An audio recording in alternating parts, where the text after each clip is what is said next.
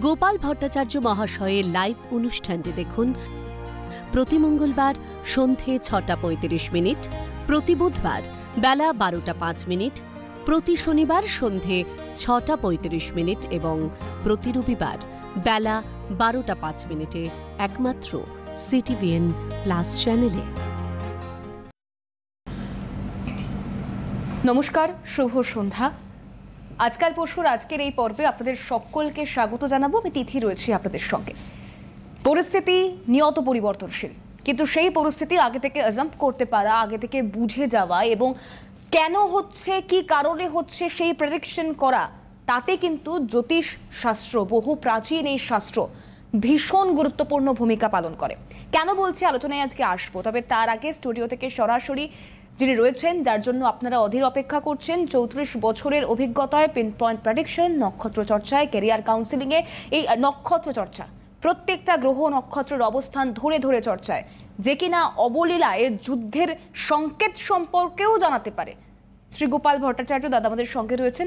আমি দাদাকে স্বাগত জানাবো। আর শুরুতেই দাদা, যে বিষয়টা কিছুক্ষণ আগে আমরা জানতে পারলাম যে যুদ্ধবিরতি আপাতত নেওয়া হয়েছে দু দেশের তরফ থেকে, কিন্তু এই যে যুদ্ধ হবে, আজকে যুদ্ধবিরতি হয়ে 7 তারিখ শুরু হয়েছে, আজকে 10 তারিখ, আজকে 5টা থেকে যুদ্ধবিরতি। এখন মেন ব্যাপার হচ্ছে, আমি বহু অনুষ্ঠান করেছি, দেখো তোমার সাথেই করেছি, শনি সূর্যগ্রহণের দিন মীন রাশিতে প্রবেশ, বাড়াবাড়ি হতে চলেছে, এই সিচুয়েশনটা খারাপ নয়, আমি বলেছি। শুধু রাজ্য নয়, গোটা দেশের একটা টালমাটাল পরিস্থিতি তৈরি হবে, টালমাটাল তৈরি হবে। তো সেটাই চলছে শনি রাহুর জন্য। এবং আমি আবার বলি, তৃতীয় বিশ্বযুদ্ধ এখনো আসেনি, তৃতীয় বিশ্বযুদ্ধের সময় এখনো আসেনি। শনি যখন এই মীন রাশি থেকে মেষ রাশিতে শেষ পর্যায়ে, অর্থাৎ কৃত্তিকা নক্ষত্রের ওপর দিয়ে পাস করবে 2028 সালের শেষ ভাগ থেকে 30 সাল পর্যন্ত, এই যে সময়টা ভেরি ভেরি ক্রিটিক্যাল। ওই সময় আরো এখনকার থেকেও ডেঞ্জারাস, ওই টাইমটা এখনকার থেকেও ডেঞ্জারাস। তবে মোদিজির একটা, আমাদের ভারতের মাননীয় প্রধানমন্ত্রীকে একটা গার্ডস বলতে হয়। এতদিন যে সমস্ত প্রধানমন্ত্রীরা এসেছেন, বুকের পাটায় তাদের সাহস ছিল না যে সাধারণ নিরীহ মানুষগুলোকে গুলি করে মেরে দিল, আর চিঠি লেখা বা পত্র লেখার পরিবর্তে সোজা জঙ্গি ঘাঁটিগুলোকে, ভারতের পলিসি ছিল যে জঙ্গি ঘাঁটিগুলোকে আমরা অ্যাটাক করব বা নিকেশ করব, অন্য কোনো মিলিটারি বেস ক্ষতি করব, সাধারণ নাগরিকদের ক্ষতি করব, তা কিন্তু নয়। এবং সেটা 100% সফল করেছে, উল্টে 5 জন জঙ্গিকে মেরেছে। আর চায়নার যত মিসাইল পাকিস্তান কিনেছে, একটা 400, 300, 400 ড্রোন পাঠিয়েছে ভারতে, আর ভারত সবকটাকে নামিয়েছে, খেলনার মতো নামিয়ে দিয়েছে। আর ভারত যখন এয়ার স্ট্রাইক করেছে বিভিন্ন জায়গায়, ওগুলো বিভিন্ন এয়ারবেসে গিয়ে আছড়ে আছড়ে পড়ছে। পাকিস্তান দেখছে ভয়ানক বিপদ। তো আমেরিকার মধ্যস্থতায় এই যুদ্ধ কিছুটা থামলো। পাকিস্তান তো এত সহজ বস্তু নয়, একদমই নয়। হ্যাঁ, এরা ওই IMF এর ফান্ড পেয়েছে, একদমই সুবিধের পাত্র। ওরে বাবা, IMF এর ফান্ড পেয়েছে তলে তলে আবার। তবে ওদের নিজেদের অবস্থাই এখন খারাপ। বালুচিস্তান একদিকে প্রায় স্বাধীনের পথে, আর অন্যদিকে আফগানিস্তানের যে, পাকিস্তানের যে অংশটা আফগানিস্তানটা চাইছে তালিবান গভর্নমেন্ট, তো এদের নিজের ঘরোয়া অবস্থাটাই কঠিন। কিন্তু আমি তো জ্যোতিষ মতে বলি, আর একটা ইন্টারেস্টিং, এই যে বাংলাদেশের কিছু মৌলবাদীরা খুব লাফালাফি করছিল না, 18ই মের পরে দেখুন, রাহুর যখন ট্রানজিট পরিবর্তন হবে, বাংলাদেশেও একটা গণ অভ্যুত্থান হবে। এই 18ই এই 18ই মেতে রাহু পরিবর্তন করছে, বাংলাদেশের ফের প্রহর গোনা শুরু, আর কি প্রহর গোনা শুরু। 18ই মের পরে এই যে রাহু যে কি বলে কুম্ভ রাশি থেকে, মীন রাশি থেকে কুম্ভ রাশিতে, যে ভারতকে 9 মাস ধরে আমাদেরকে প্রভোগ করে যাচ্ছে, উস্কে যাচ্ছে, তাই বলছে। হ্যাঁ, এদের নিজের কিচ্ছু নেই। মৌলবাদীরা, বাংলাদেশের একদল মানুষ আছে যারা ভারতবাসীদের ভালোবাসে, ঠিক, কিন্তু মৌলবাদীরা, বিশেষ করে পাকিস্তানের এই যে টেরোরিস্ট অর্গানাইজেশনের মদতে যে সরকার চলছে, তারা ভারতকে 9 মাস ধরে, ভারত চুপচাপ রয়েছে। এত শক্তিধর একটা দেশ থাকা সত্ত্বেও ভারত কিন্তু টোফও করছে না। কিন্তু এই যে 18ই মে রাহুর যে পরিবর্তন হচ্ছে কুম্ভ রাশির ওপরে, ভারতের তো মকর রাশি, এবং কি বলে এর একটা জোরালো প্রভাব, গণ অভ্যুত্থান, জোরালো প্রভাব বাংলাদেশের উপরে কিন্তু পড়তে চলেছে। তো যাই হোক, সেই জন্য মানুষ ভারতবর্ষ বা আমরা সবসময় শান্তির পক্ষে। আজকে আমরা দেখুন এখানে বসে এত বড় বড় কথা বলছি, আজকে যেখানে পুঞ্চে, যেখানে রাজস্থানে ওই সমস্ত যে সীমান্তবর্তী এরিয়া ছোট ছোট বাচ্চা শিশুরা তাদেরকে ঘরছাড়া হয়ে কত কষ্টের মধ্যে জীবনযাপন করতে হচ্ছে। হ্যাঁ, যুদ্ধ তো কখনোই কাম্য নয়, কিন্তু এই ঘটায় হচ্ছে গ্রহের ফের। আমি আজ পর্যন্ত যা যা প্রেডিক্ট করেছি যে বিষয় নিয়ে, আমার টিভি চ্যানেলে আছে, ইউটিউবে আছে, দেখুন লক্ষ লক্ষ ভিউ আমার প্রোগ্রামগুলোতে। তাতে দেখুন আমি বারংবার ইন্ডিকেট করেছি যে শনির ট্রানজিট এটা কিন্তু সর্বনাশ। শনি যে গোচরে যাচ্ছে তার থেকেও শনির গোচরের সর্বনাশ গোচর হচ্ছে মেষ রাশিতে যখন শেষের দিকে যাবে, সেই গোচরটা তো আরও ভয়ানক সর্বনাশের গোচর। তো যাই হোক, আজকে আমি যেটা বলবো যে 18ই মে রাহুর যে চেঞ্জ হচ্ছে, কোন রাশিগুলোর আপনাদের কাদের ভালো যাবে। ভারতবর্ষ এমনি আর কিছুদিন পরে জাপানকে ছাপিয়ে যাবে জিডিপিতে, অলরেডি ক্লোজে এসে গেছে। জিডিপি মানে হচ্ছে আমাদের দেশের মূল সম্পদ, টোটাল অ্যাসেট। ভারতবর্ষ এখন 5 নম্বর জায়গায় রয়েছে সারা পৃথিবীর মধ্যে জিডিপিতে। হ্যাঁ, ভারতবর্ষ খুব একটা ঠুনকো বিষয় নয় সারা পৃথিবীর মানচিত্রে। তো কিছুদিনের মধ্যেই জাপানের জিডিপিকে ক্রস করে ভারত 4 নম্বরে চলে যাবে। আর কিছুদিন 2026-এ তো আমরা এক্সপেক্ট করছি যে আমরা ভারতবর্ষের জিডিপি যেটা সেটা জার্মানিকেও ছাপিয়ে যাবে। আচ্ছা, তো ভারতবর্ষের সামনের দিনে সম্ভাবনা প্রচুর। ভারতবর্ষের সামনের দিনে ভারতবর্ষের ছেলেমেয়েরা, ভারতবর্ষের পাবলিকের লাইফস্টাইল, প্রত্যেকে জীবনযাত্রার মান উন্নত হবে, আর্থিক অবস্থা উন্নত হবে, দেশের ইনফ্রাস্ট্রাকচারের বহু পরিবর্তন আসবে। তো আগামী দিন ভারতবর্ষের ক্ষেত্রে কিন্তু শুভ। তবে পাকিস্তানের ক্ষেত্রে এখন কিছুটা চুপ করলেও এরা কিন্তু থামার পাত্র নয়। ভেতরে ভেতরে এদেরকে মানে এরা একটা কিছু করতেই থাকবে। তো আমি আসবো আলোচনায় যে 18ই মে যে রাহুর পরিবর্তন হচ্ছে, কোন রাশিগুলোর কেমন যাবে। একজন দর্শক বন্ধু রয়েছেন, ফোনটা নিয়ে নি। নমস্কার, কে রয়েছেন? নমস্কার। হ্যাঁ নমস্কার, কে বলছেন? আমি আমার ছেলের সম্পর্কে একটু জানতে চাইছি। বেশ, ছেলের নাম বলুন। আপনি কোথা থেকে ফোন করছেন? আমি পূর্ব মেদিনীপুর থেকে ফোন করছি। আচ্ছা, ছেলের নাম বলুন। Sandipan Maiti. Date of birth বলুন। 9th November 1991। 9 নভেম্বর 1991। সময় 5টা 19 ভোরবেলা। 5টা 19 ভোরবেলা। কোথায় জন্মস্থান? হলদিয়ায়। হলদিয়া। আচ্ছা, পরিচিত কেউ এসেছিলেন বা আপনি নিয়মিত অনুষ্ঠান হ্যাঁ, দেখেন? আমার দিদি গেছিল দাদার কাছে আচ্ছা। ওর মেয়ের বিয়ের ব্যাপারে। বিয়ে হতো না কিছুদিন, তারপরে প্রতিকার নেওয়ার পরে ভালো জায়গায় বিয়ে হয়েছে, বাহ। ব্যাংকে চাকরি করা ছেলের সঙ্গে বিয়ে হয়েছে। আচ্ছা, শুনুন। যাই হোক, আপনার ছেলে শনিবার জন্মবার, তুলা লগ্ন, বৃশ্চিক রাশি, জ্যেষ্ঠা নক্ষত্র, দেবাড়িগণ, শুক্লপক্ষের তৃতীয়া তিথিতে জন্ম। আচ্ছা, এই 1 মিনিট, এটা হচ্ছে হরোস্কোপটা দেখি কীরকম বলছে। দেখুন, এইটা হচ্ছে জন্মছক। জন্মছকে যেটা পাওয়া যাচ্ছে, লগ্নে রবি মঙ্গল রয়েছে, দ্বিতীয় বুধচন্দ্র, তৃতীয় রাহু, চতুর্থ স্থানে চতুর্থপতি শনি, চতুর্থ স্থানে বসে থেকে এটা একটা ভালো যোগ তৈরি করেছে। এটা একটা রাজযোগ। চতুর্থ হচ্ছে শিক্ষার ভাব, সুতরাং এখান থেকে বোঝাই যেতে পারে চতুর্থপতি চতুর্থে ভালোভাবে বলবানভাবে আসেন। তার মানে আপনার ছেলের পড়াশোনা বা শিক্ষা জীবন মোটামুটি ভালোই ছিল। সায়েন্স নিয়ে পড়েছে? হ্যাঁ, সায়েন্স নিয়ে পড়েছি। হ্যাঁ, তো টেকনিক্যাল লাইন নিয়ে পড়েছে? হ্যাঁ হ্যাঁ হ্যাঁ, বিটেক করেছি। হ্যাঁ। আচ্ছা, লগ্নে মঙ্গল, ও কিন্তু মাঙ্গলিক। এখন বয়স কত হলো? 33 বছর। হ্যাঁ, লগ্নে, তার মানে লগ্নে মঙ্গল ভালো মতো মাঙ্গলিক, বিয়ে হতে দেরি হয়, তার মানে এখনো বিয়ে হয়নি তো? এই বিয়ে রিসেন্ট হলো। আচ্ছা, মানে 33-এ হলো? হ্যাঁ। তো বিয়ের জায়গাটা আগে ওর যে মাঙ্গলিক আছে সেটা জানতেন? না, জানি না। আচ্ছা, কোনো কাউকে দেখিয়ে কিন্তু মাঙ্গলিকটাকে একটু ঠিক করবেন, কেমন? আচ্ছা। কারণ লগ্নে মঙ্গল মাঙ্গলিক থাকলে কিন্তু বিবাহ পরবর্তী জীবনে কিছু না কিছু সমস্যা, কিছু না কিছু প্রবলেম চলে আসে। আর আপনি জানতে কি চাইছেন? জানতে এখানে মেন হচ্ছে আপনার ছেলে চাকরি করে, আপনি জানতে চাইছেন ওর বেটারমেন্ট হচ্ছে না, স্যাটিসফাইড, জব স্যাটিসফ্যাকশন নেই, সেটার ব্যাপারে জানতে চাইছেন। তো যাই হোক, যেটা দেখে নিই যে দশা কি চলছে, কার দশা চলছে। বিংশোত্তরী মতে বর্তমান দশা এখন চলছে ওর কি বলে শুক্রের মহাদশা। তো 2029 পর্যন্ত সময়টা কিন্তু মানে মোটামুটি যাবে। 2029-এর পরে যে সময়টা আসছে সেটা ভালো যাবে। আপনার ছেলের জন্মছকে একটা শনিভঙ্গ কালসর্পদোষও রয়েছে, যেই কালসর্পদোষটা কর্মক্ষেত্রে উন্নতি এবং বাধা সৃষ্টি করছে। কালসর্প দোষটাকে যদি পারেন, আর মাঙ্গলিক দোষ রয়েছে বললাম, এই দুটোকে যদি ঠিক করতে পারেন, আপনার ছেলের জীবনে সমস্যাগুলো দূরীভূত হবে এবং ও ভালো চাকরিতে বা কর্মক্ষেত্রে ভালো উন্নতি করতে পারবে। ঠিক আছে, শুনতে থাকুন। যেটাকে নিয়ে বলছিলাম, এই যে রাহুর ট্রানজিটটা চেঞ্জ হচ্ছে, কোন রাশির ক্ষেত্রে ভালো সময় আসছে, সেইটা হচ্ছে বৃষ এবং কন্যা। এই দুটো রাশির হচ্ছে সার্বিক শুভ। বৃষ কন্যার এই সময় কী করতে পারে, রাহু ট্রানজিটের ফলে চেঞ্জের ফলে ভালো চাকরি হতে পারে, ভালো কর্মলাভ হতে পারে। যারা শিক্ষার্থীরা রয়েছে, যারা মেডিকেলের পরীক্ষা দিচ্ছে, জয়েন্টের পরীক্ষা দিচ্ছে, তারা ভালো র্যাঙ্ক করতে পারে, ভালো রেজাল্ট তাদের ফেভারে আসতে পারে। বৃষকন্যা রাশির জাতক বা জাতিকাদের বিয়ের ব্যাপারে ভালো যোগাযোগ হতে পারে। রাহু বিদেশ যাত্রা করায়। রাহু যাদের ভালো থাকে না, প্রচুর টাকা পয়সা দেয়, প্রচুর উন্নতি করায়। আর আবার এই রাহুই যখন খারাপ হয়, তখন একটা মানুষের মেন্টাল ডিস্টারবেন্স তৈরি করে।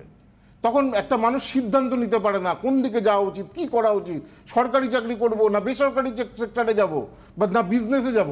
এই যখন ডায়লামার অবস্থা কারোর মধ্যে চলছে, তার মানে জানতে হবে তার ওপরে রাহুর নেগেটিভ প্রভাব কাজ করছে। হ্যাঁ, আবার আমি বলেছিলাম একটা ভালো জায়গা থেকে দিন দিন ডাউন হচ্ছে। আপনি একটা ভালো বিজনেস করছেন, দিন দিন ডাউন হচ্ছে। আপনার ঋণের জন্য আপনাকে সম্পত্তি বেচতে হচ্ছে, আবার একটা ঋণ গ্রহণ করতে হচ্ছে, বারবার ডাউন হচ্ছে। এই ডাউনফলটা আপনি বিজনেসে ততক্ষণ ঠেকাতে পারবেন না যতক্ষণ আপনি রাহুকে শান্ত করেন। হ্যাঁ, আর রাহু হচ্ছে বাধা। সরকারি চাকরির জন্য পরীক্ষা দিচ্ছেন, শেষ মুহূর্তে 2-3 নম্বরের জন্য কেটে যাচ্ছে। এটা রাহুর জন্যও হয়, আবার কেতুর জন্যও হয়। তো এইগুলো হচ্ছে রাহু। আর রাহু যদি ভালো থাকে কি দেয়, হঠাৎ করে অর্থ দেয়, হঠাৎ করে বিদেশ যাত্রা দেয়, হঠাৎ করে ফরেন কোনো সেটেলমেন্ট দেয়, হঠাৎ করে কোনো নতুন বিজনেস থেকে লাভ দেয়, রাহু যদি ভালো জায়গায় থাকে। তো সেই জন্য এই যে 18ই মে রাহু যে চেঞ্জ করছে, বৃষ কন্যার সার্বিক শুভ, ধনু, কর্কট এবং সিংহ, এই 3টে রাশির কিছু ক্ষেত্রে ভালো, কিছু ক্ষেত্রে খারাপ। ধনু, কর্কট এবং সিংহ রাশি। ধনু, কর্কট, সিংহের কোন দিক থেকে ভালো, কোন দিক থেকে খারাপ? ধনু, কর্কট এবং সিংহ, এখন যা সামগ্রিক অবস্থা, সামগ্রিক পরিস্থিতি, একটা তো ছোটখাটো যুদ্ধ হলেও হলো, তো এর একটা ফিনান্সিয়াল এফেক্ট প্রভাব সাধারণ মধ্যবিত্তের প্রত্যেকের ওপরেই পড়বে। হ্যাঁ, যেটা নিয়ে বলছিলাম যে আমি বলতে গিয়ে ভুলে গেলাম যে মোদিজির গার্ডসটা ভাবো। হ্যাঁ, অন্য দল হলে এখন চিঠি লিখতো, পরামর্শ করতো, ও ডাইরেক্ট অ্যাটাক, সাহস, এই রকম লিডার আমাদের দেশে প্রয়োজন। তো যাই হোক, যেটাকে নিয়ে বলছিলাম যে এই রাশিগুলোর কিছু ভালো, এই রাশিগুলোর কিছু খারাপ। ধনু, কর্কট, সিংহ কিছু ভালো, কিছু খারাপ। বৃশ্চিক, মকর, মীনের প্রথম মাসের এই যে 18ই মে চেঞ্জের পরে 2 মাস তাদেরকে একটু ভুগতে হবে, বৃশ্চিক, মকর এবং মীনের। তারপরে তাদের সাময়িক অবস্থার পরিবর্তন হবে। আর সবথেকে নেগেটিভ এফেক্ট, সবথেকে কাদের বেশি সতর্ক থাকতে হবে, কোন কোন রাশিগুলোর? এই যে রাহু ট্রানজিটটা চেঞ্জ হচ্ছে, মেষ, মিথুন, তুলা এবং কুম্ভ। মীনেরও 7.5 চলছে, মেষেরও 7.5 চলছে, কুম্ভেরও 7.5 চলছে। কিন্তু মীনের তুলনামূলক রাহুর পরিবর্তনে 7.5 তো নেগেটিভ প্রভাব থাকবেই, কিন্তু এই যে রাহুর পরিবর্তন, মীনের কিছুটা ভালো হতে পারে। কিন্তু সামগ্রিকভাবে যে 4টে রাশিকে অধিক মাত্রায় জ্বালাবে, সেই 4টে রাশি হলো মেষ, মিথুন, তুলা এবং কুম্ভ। তাদেরকে কিন্তু খুব সতর্ক থাকতে হবে। রাহু কিন্তু সব কিছু ছিনিয়ে নিতে পারে, চাকরি চলে যেতে পারে, কর্মক্ষেত্রে সমস্যা তৈরি করতে পারে, নেগেটিভ এফেক্ট দেয়, ঝগড়া ঝাঁটি, অশান্তি, মামলা মোকদ্দমায় জড়িয়ে পড়া, অশান্তি, এগুলো কিন্তু রাহু দেয়। তো এই 4টে রাশিতে অত্যন্ত সাবধানে থাকতে হবে। এমনিতে যখন রাহু যাদের খারাপ থাকে তাদের কি করায়, এই যে গোচরে যদি রাহু যে রাশিগুলোর খারাপ থাকবে তাদের কি করাবে? রাহু প্রথম করায় খরচা মারাত্মক বাড়িয়ে দেয়। হ্যাঁ, আপনি খরচের মানে কুল কিনারা করতে পারবেন না, যাই আয় করুন না কেন। এত ব্যয়, এত ব্যয়, এত খরচ, আপনি কিছুতেই আটকাতে পারছেন না। রাহুকে শান্ত না করলে হয় না। রাহু এমন একটা গ্রহ, প্রচণ্ড ব্যয় করাতে থাকে, ফাইন্যান্সিয়াল লসেস দিতে থাকে, এবং মানসিক চিন্তা শক্তি, মানসিক বাড়তে থাকে। শত্রু ভয়, রাহু যখন গোচরে যখন খারাপ জায়গায় থাকে তখন শত্রুতার কারণে ক্ষতি হয়, শত্রুতায় ভয় হয়। যে রাশিগুলো বললাম আর এখান থেকে দাঁড়িয়ে দাদা একটা বিষয় একটু বলে রাখি, একজন দর্শক বন্ধু রয়েছেন আমাদের সঙ্গে, আর তার আগে বলি 8584038638 অনলাইনে যোগাযোগের ক্ষেত্রে ফোন নাম্বার যাচ্ছে। আপনারা জানেন এর আগেও আমরা একাধিক অনুষ্ঠানে বলেছি 26শে মে ফলহারিণী অমাবস্যা রয়েছে, এবং তার আগে আপনারা যে চেম্বারগুলিতে যোগাযোগ করতে চাইছেন বা যে চেম্বারগুলিতে দাদাকে পাবেন 8584038631 এই ফোন নাম্বার হচ্ছে যে কোনো চেম্বার, সমস্ত চেম্বারের জন্য বুকিং নাম্বার। নমস্কার, কে রয়েছেন?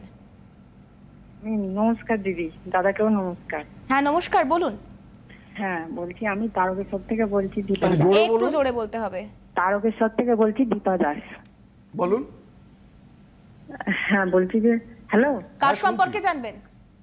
হ্যাঁ আমি ছেলের সম্বন্ধে জানবো। বেশ, ছেলের নাম বলুন। Ayan Das. Date of birth? 19/8/2007। 19/8/2007। 7। সময়? সময় সকাল 9টা 10, তারকেশ্বর। সকাল 9টা 10, জন্মস্থান তারকেশ্বর। বেশ, 2007 মানে মাত্র 18 বছর বয়স। এটা হচ্ছে জন্মবার, এটা রবিবার ছিল জন্মবার। হ্যাঁ হ্যাঁ। কন্যা লগ্ন, তুলা রাশি, 7ই নক্ষত্র, দেবগণ। এইটা হচ্ছে হরস্কোপ। লগ্ন চিত্রা নক্ষত্রে, রবি মঘা নক্ষত্রে, বুধ মঘা নক্ষত্রে, শুক্র মঘা। তো এইটা হচ্ছে হরস্কোপ। প্রথম কথা হচ্ছে লগ্নে কোনো গ্রহ নেই, দ্বিতীয় স্থানে চন্দ্র রয়েছে, তৃতীয় বৃহস্পতি, চতুর্থে কোনো গ্রহ নেই, পঞ্চমে কোনো গ্রহ নেই, ষষ্ঠ স্থানে রাহু রয়েছে। কেমন? এখন কি করছে ছেলে আপনার? পড়াশোনা করছে। পড়াশোনা করছে তো? উচ্চ মাধ্যমিক, হ্যাঁ উচ্চ মাধ্যমিক দেবে, কিন্তু মানে একদম পড়াশোনা পড়ে না তো, গেম নিয়ে, শুধু গেম নিয়ে পড়ে আছে, এরকম হচ্ছে। ওই চার্টের অবস্থা এই দেখুন, আমি দেখিয়ে দিই, চার্টের অবস্থা খুব খারাপ।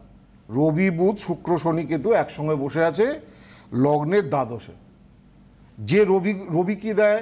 নাম সম্মান। বুধ কি দেয়? পড়াশোনার প্রতি কনসেন্ট্রেশন, পড়াশোনার প্রতি মেধা। সেখানে কেতুর মতো বাজে গ্রহ বসে আছে, শনির মতো বাজে গ্রহ বসে আছে। তা একদমই পড়াশোনা করতে চাইবে না, মোবাইলে অ্যাডিক্টেড থাকবে এবং পড়াশোনার হাল খুব খারাপ হবে। তো এইটা গেম নিয়ে আছে। হ্যাঁ, সারা দিন রাতে গেম নিয়ে আছে। ওটাই তো দাদা বললেন, মোবাইলের প্রতি আকর্ষণ, অ্যাডিকশন, এটা থাকবেই, আর এগুলো প্রতিকার প্রতিবিধান করাতে হবে। এগুলোর জন্য না হলে আপনাদের এই সমস্যা কনসাল্ট থেকে করা বেরোবে উচিত। না। দেখুন, বাচ্চারা যে পড়াশোনা করতে চায় না বা পড়াশোনায় মন নেই, এটা অ্যাস্ট্রোলজিক্যাল একটা ভালো কাউন্সিলিং রয়েছে এবং প্রতিকারের একটা ভালো জায়গা রয়েছে।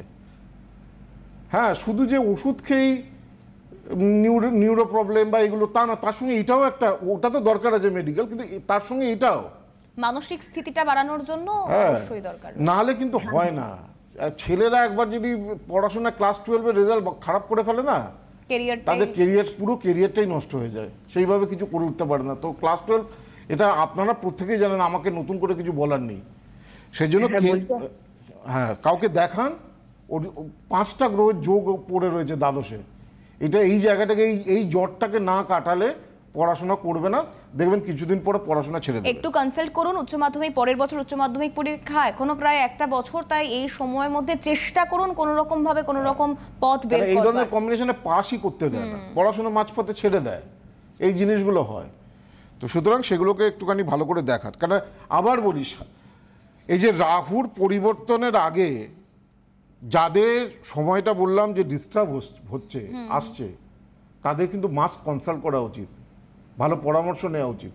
কারণ রাহু একটা রাশিতে 1.5 বছর, 1.5 years থাকে। 1.5 বছর, 1.5 বছরের মধ্যে রাহুর চোট অনেক বড় দিতে পারে, অনেক বড় বড় চোট দিতে পারে রাহু। ব্যবসায় আপনি এক্সপোর্টে কোনো জিনিস পাঠালেন, পুরোটাই লসের খাতায় গেল। কোনো একটা বাড়ি কিনলেন বা জমিতে ইনভেস্ট করলেন, সেই পুরো টাকাটাই আটকে গেল। এই যে টাকা আটকে যাওয়া, টাকা পাচ্ছেন না, কাউকে দিয়েছেন কিছু কেনার জন্য বা কিছু করার জন্য, পুরো টাকাটা, কাউকে ছেলে মেয়ের পড়াশোনার জন্য অত কাউকে টাকা দিয়েছেন, যে ভালো কোচিং সেন্টারে পড়বে, ভালো ইনস্টিটিউটে পড়বে, সেই টাকাটাও মার গেল। সুতরাং এই যে এই সময় তো অনেকে বাবা মারা ছেলে মেয়েদেরকে তো ভর্তি করবে বিভিন্ন ইনস্টিটিউটে, অনেকে বিভিন্ন, এটা পিক আওয়ার। তো এই সময় খুব সাবধানে চলতে হবে যাদের রাহু খারাপ বললাম। কারণ রাহুর খারাপের জায়গায় রাহু কার্যহানি দেয়, শত্রুতায় ক্ষতি দেয়, রোগ দেয়, শরীর স্বাস্থ্যের ব্যাপারে সমস্যা দেয়, অগ্নি ভয় দেয়। রাহুর এই যে ব্যাড ট্রানজিটে আগুন থেকে বিপত্তি দেয়, এবং অনেক সময় এটা মৃত্যুতুল্য বিপদ বা মৃত্যুতুল্য কোনো ফল, মৃত্যুতুল্য মানে খুব ডেঞ্জারাস কিছু একটা ব্যাপার, সেরকম ফল পর্যন্ত কিন্তু রাহুর গোচর কিন্তু দিয়ে থাকে। সুতরাং আবার বলি, বৃষকন্যার সার্বিক শুভ, ধনু কর্কট সিংহেরও কেয়ারফুল থাকা উচিত, কিছু ভালো কিছু খারাপ। মেষ মিথুন তুলা কুম্ভর কিন্তু এই রাহুর যে গোচরটা 1.5 বছরে অত্যন্ত খারাপ। বৃশ্চিক মকর মিনের কিন্তু মধ্যম গোচর, কিছু ক্ষেত্রে 2 মাস, বছরের এই 18ই মে থেকে 2 মাস একটু ডিস্টার্ব যাবে, তারপরে কিন্তু বৃশ্চিক মকর মিন রাশির জাতক বা জাতিকারা ভালো রেজাল্ট, কোনো আনএক্সপেক্টেড গেইন তারা এক্সপেক্ট করতে পারে। তো যাই হোক, আমি একটু বলে দিই যে এখনও 26শে মে যেহেতু ফলোয়ারিং অমাবস্যা রয়েছে, খুব পাওয়ারফুল তিথি। এখন যে চেম্বারেই আপনারা দেখাবেন, অনলাইনে দেখান বা অফলাইনে দেখান, এই বাস্তু কচ্ছপ, অষ্টধাতুর বাস্তু কচ্ছপটা প্রত্যেকেই ফ্রি পাবেন। এবং তার সঙ্গে এই যে 12 পাতার যে ক্যালেন্ডার, এটা আমি বহুদিন দেখিয়েছি, আর তো দেখাবো না, আর সময় হয়ে এসছে 26শে মে। তো এখানে 12 পাতার ক্যালেন্ডার রয়েছে, এইটা কিন্তু প্রত্যেকে কিন্তু ফ্রি হিসাবে পাবেন।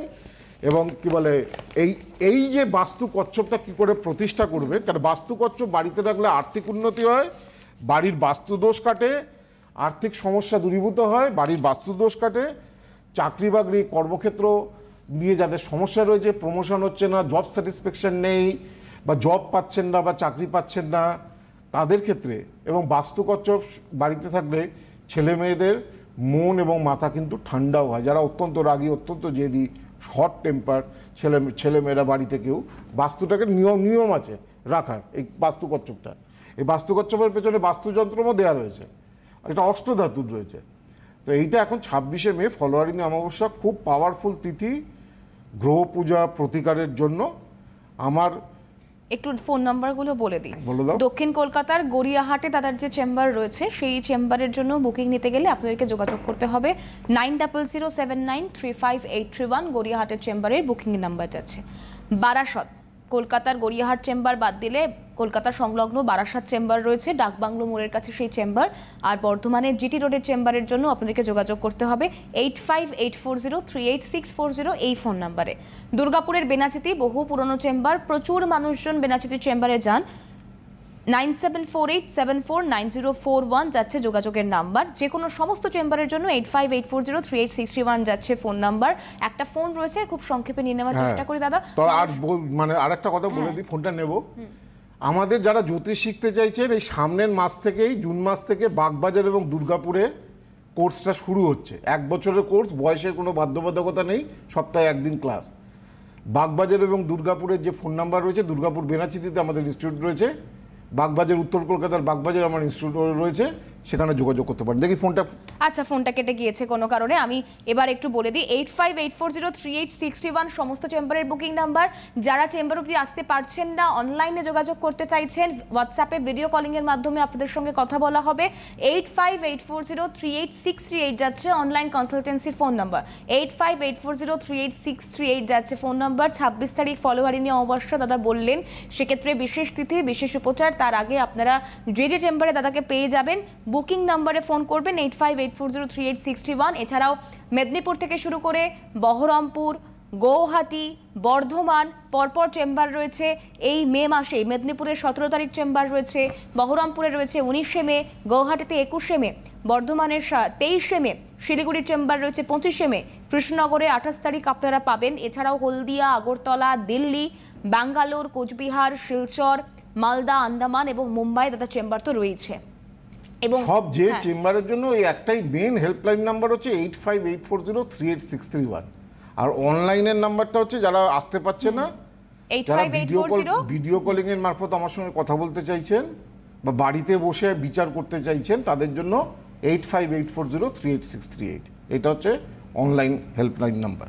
একদমই তাই। আগামীকাল রবিবার বেলা 12টা 5-এ বিশেষ পর্ব রয়েছে। আপনারা জানেন রোববারের পর্বটা স্পেশালি হয়, কারণ পরের সপ্তাহ আমার আপনার কেমন কাটবে, আগাম রাশিফল আমরা জানাবার সুযোগ পাই এবং অন্যান্য গুরুত্বপূর্ণ বিষয় নিয়ে তো আলোচনা থাকে। এবং রাহুর গোচরের পরিবর্তনে কি উপাচার করবেন, বেশ ভীষণ গুরুত্বপূর্ণ একটি পর্ব থাকছে। তাহলে আগামীকাল রবিবাসরীয় পর্ব, সেদিকে আপনাদের নজর থাকুক। আমি দাদাকে অনেক ধন্যবাদ জানাবো।